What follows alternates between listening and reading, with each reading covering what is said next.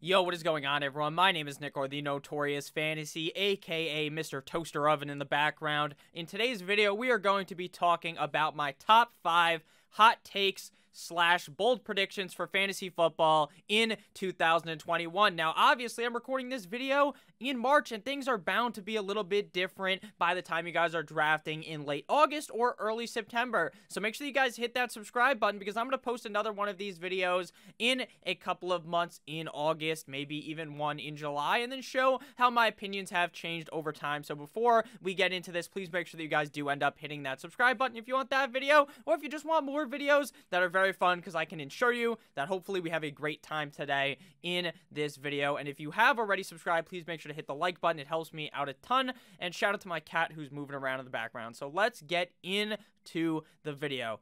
At number 1, the number 1 hot take of this video, not necessarily in any order, Matthew Stafford is going to finish, in my opinion, as a top 5 quarterback in fantasy football in 2021. He's currently coming off the board as quarterback number 14, and he finished last year as quarterback 15 in 4-point per passing touchdown leagues, as well as in 6-point per passing touchdown leagues, playing in all 16 games. And he only played in 8 games, obviously, in 2019, which to me was the best year I've ever seen out of Matthew Stafford. He probably would have thrown for over 5,000 yards in 2019, but I digress. He averaged 16.3 points per game in 4-point per passing touchdown leagues last season, and 19.5 in 6-point per passing touchdown leagues. Now, this was on a Lions team that only had Kenny Golladay for 5 games last season, and for a majority of the season, they had their head coach be Matt Patricia, who, if I'm being honest with you, I don't even think the guy knew how to tie his shoes. So, now we get Matthew Stafford going from the Lions, where he played pretty good, right? He had the 12th highest passing yards in the NFL, 4,084. He had a bunch of touchdowns as well, with 26, 12th at quarterback. Now, he's not necessarily going to be one of those guys that busts off some insane run like Lamar Jackson. You know, he's not going to do that, obviously. He's more of a statue in the pocket. But to me, I still think that on this LA Rams team, he got traded, as you guys know, from the Lions to the Rams. The Rams opened the door, in my opinion, completely for what will be a tremendous 2021 season. Robert Woods, he's got Cooper Kupp, he's got Cam Akers. This is just a built different offense with a legitimate head coach. Matthew Stafford has been faulted his whole career by bad coaching as well as by bad wide receiver cores. Now, I'm not saying that Marvin Jones and that Kenny Golladay are bad, but when Marvin Jones misses some games, when Galladay's missing a majority of the season, that is just a combination that is not going to bode well for fantasy football production. But still, without a doubt, Stafford plays well without many weapons, but now he has a legitimately genius of a head coach in Sean McVay. He has a much better team overall, better offensive line, better head coach, better wide receivers, and a better running back to his side. So with a better defense, Matthew Stafford can legitimately sling the rock like one of the better quarterbacks in the NFL. To me, he is severely underrated, and the fact that he is now in a Rams uniform is going to elevate him to the spot that he could have been in his whole career. And if you guys remember, Matthew Stafford is one of the safest quarterbacks in fantasy football pretty much year in and year out due to how many passing yards that this guy is going to throw every single season and his touchdowns. And he's also not one of those guys who's going to throw a zillion interceptions, though last year he did finish number 2 in the interceptable passes category, but I'm not too worried about that in 2021, as he will have much better wide receivers and the play calling will be much better. I don't really want to harp on Stafford too hard because I've kind of made my point already. It's all about the fact that he went from a team that's a dumpster fire to a team that will probably make the playoffs in 2021 with a very good offense built around him. At number 2, second hot take is Irv Smith finishes as a top 5 tight end in fantasy football in 2021. He's currently coming off the board as tight end number 15. The last time I made a video about Irv Smith, about a month ago, where I talked about him a little bit, he was coming off the board as tight end number 19. So he's slowly crawling up there. Obviously, that's probably due to the fact that Kyle Rudolph ended up leaving and going to the Giants, which frees up 37 targets to the tight end position. Now, obviously, that's not some huge number, but I don't think it necessarily takes Irv Smith getting like 150 targets or something to become a top 5 tight end in fantasy football. Last year, he finished as tight end 22.5 PPR and full PPR, and tight end number 21 in standard leagues with just 7 starts, averaging 7.6 PPR points per game, 6.4 half PPR points per game, and 5.3 standard points per game. Irv Smith is a player that last year a lot of people were kind of talking up as having a potential breakout season in 2020, but ultimately Kyle Rudolph really held him back because he just wasn't given the opportunity that other tight ends are given in the league, obviously being that they would be the starting tight end on the team. He did end up getting 43 targets last season in 2020, which ranks 33rd at the tight end position, as well as having a grand total of 30 receptions, 31st at tight end for 365 receiving yards, 27th at tight end, and 5 total touchdowns, 13th at tight end. But what you want to look at for Mr. Irv Smith is the totals with Kyle Rudolph versus without, and let me tell you, these splits are absolutely insane in the membrane. Now, I know some people will be worried, oh, Nick, Adam Thielen's there, oh, Nick, Justin Jefferson's there, Dalvin Cook is there, but it doesn't mean that Irv Smith still can't be productive. Finishing as a top 5 tight end is finishing as a top 12 tight end is so fucking easy that it made it so that I can't say, oh, he's going to finish as top 12 tight end. That's why I went a bit bullish and went with a top 5 tight end mark on him. But I really think when you're looking at these splits, you can see that this man was on pace for a humongous season at the tight end position, given he was the starter, which he obviously wasn't. But in the 4 games without Kyle Rudolph, he averaged 10.95 half PPR points per game, 12.83 PPR points per game, and 9.08 standard points per game. What does that look like compared to his points per game with Kyle Rudolph? He doubles in every single category. 4.96 with Kyle Rudolph versus 10.95 without, 5.9 PPR points per game with Rudolph, 12.83 without, 4.03 standard points per game with Rudolph, 9.08 without. This is because an uptick in targets. 5 targets without Kyle Rudolph versus 2.88 without. The touchdowns are going up, 0.75 per game versus 0.25 with Kyle Rudolph. The yards go up, 45 without Kyle Rudolph versus 22 with Kyle Rudolph. So, it should be clear that without Kyle Rudolph on this team, the door is wide open for success for Irv Smith in 2021. I really think he's going to have a huge season as he continues to rise up the draft board to likely probably end up being a top 8 tight end off the board, as long as me and the other fantasy football channels kind of push this guy up. Now, I understand if I say someone's going to be good, it doesn't do anything, right? If I say, oh, fucking I love Irv Smith, it's not going to make him rise up the ADP in leagues, but if I say it and Pat Mayo is saying it, and the fantasy footballers are saying it, and Nick Ergolano is saying it, and Andrew Kirchhoff is saying it, all these bigger people than me in the fantasy space, they start saying it, the shit'll actually move. So I assume that he will get talked up because it just seems blatantly obvious that he will be very good in 2021.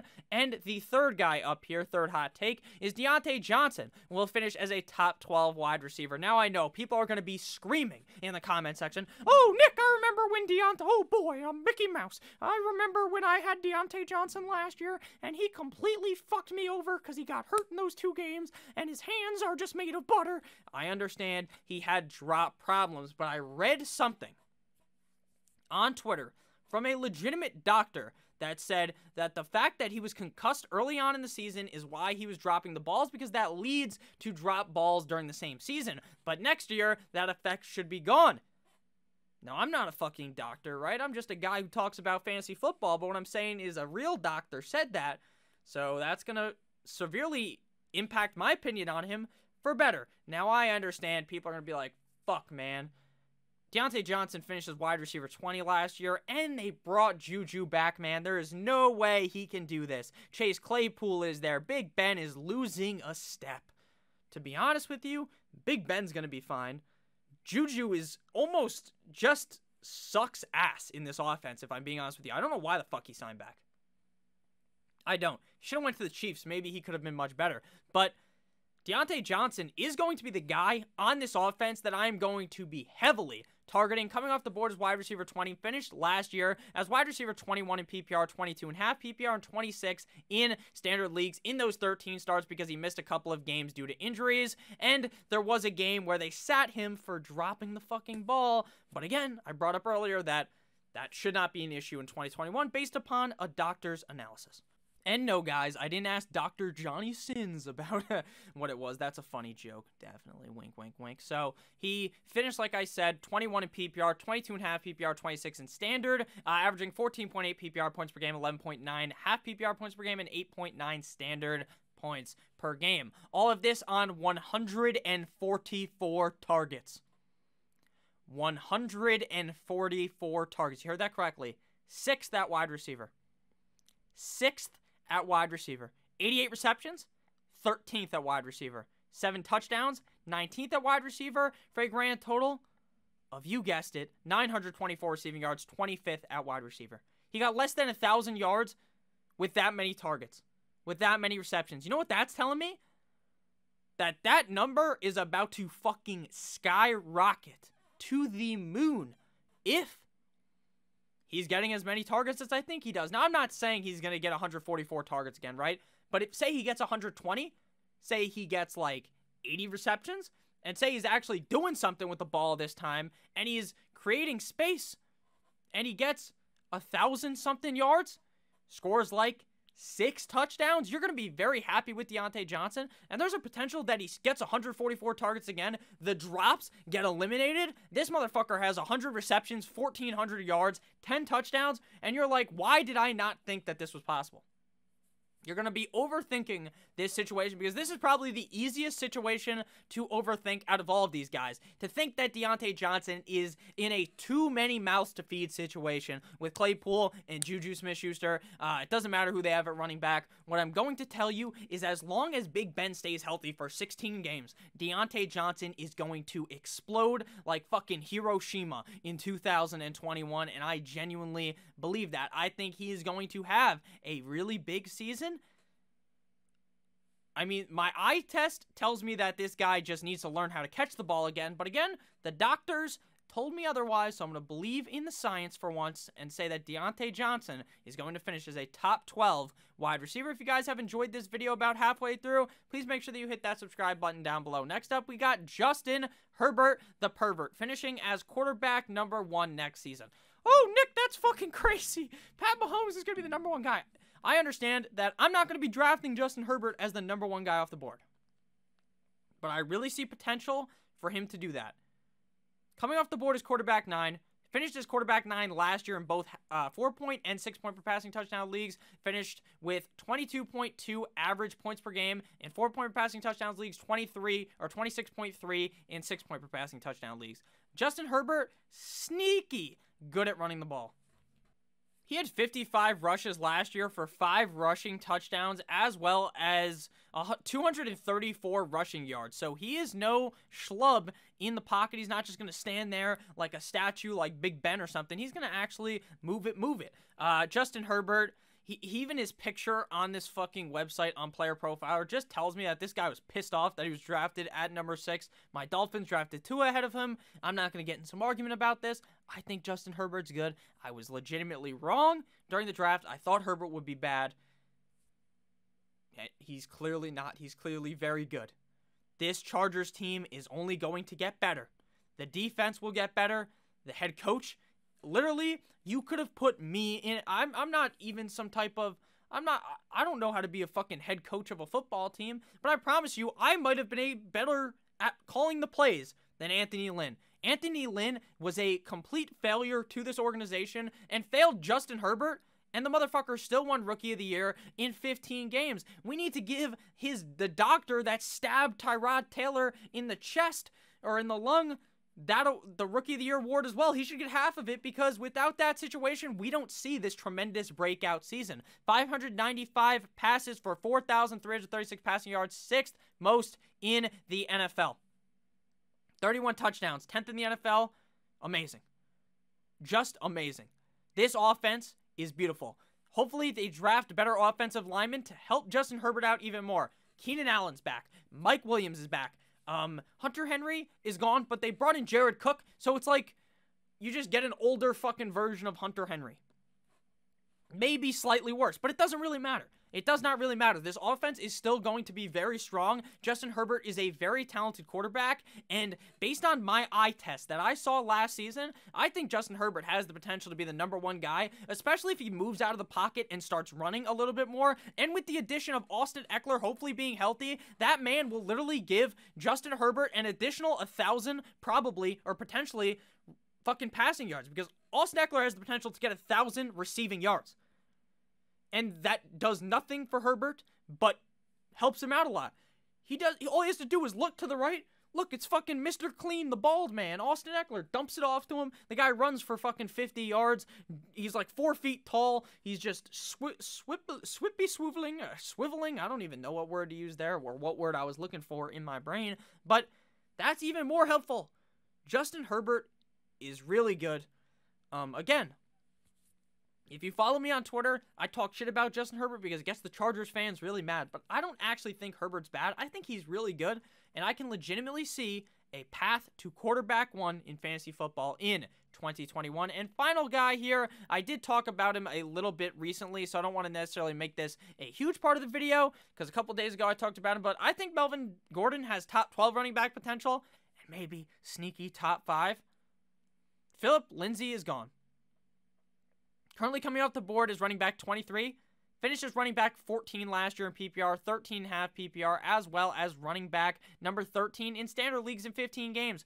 13.2 PPR points per game, 12.2 half PPR points per game, and 11.1 standard points per game. And unless they go out there and draft a running back to be behind Melvin Gordon that I believe will take away receptions or rushing opportunity from Melvin Gordon. Now, obviously, it's not like Melvin Gordon's going to be out there 100% of the time. No running back is out there 100% of the time, besides maybe Christian McCaffrey, because it seems like he's always out there. But what I'm trying to refer to is that, sure, they might bring someone in to be behind him in, like, the 4th round, right? Then you're not worried. But if they draft, like, Javonte Williams in the 2nd round, then I'm just going to punch my screen, because then Melvin Gordon will be useless. We've seen Melvin Gordon in the past on Justin Herbert's team, the Los Angeles Chargers, be very good. Last year, I told you guys not to draft him because of the running back by committee situation that he got into with Phillip Lindsey. But without Phillip Lindsey, the door is wide open. I need to stop saying that. I say it all the time. I need to think of another term for the door being wide open. The legs are wide open of the offense for Melvin Gordon to do the dirty to, obviously consensually, to some defenses. I like Melvin Gordon in 2021. Top 12 running back, as long as next month they don't fucking draft someone. So thank you guys all so much for watching. I hope you did end up enjoying this video. Was kind of all over the place. We're having a fun time, and I hope you guys had a fun time as well. I love recording these videos. I love you guys all. If you made it all the way through this video, comment danger down below, and I'll make sure to like it and talk to you down below in the comments. I love you guys all. Happy Monday. Let's start this week off strong. Eat a fucking W. Jameis Winston. Sorry for cursing so much. Not really, because it's just how I talk. I love you guys all. Good boy. Oh, shit. Gotta edit that out.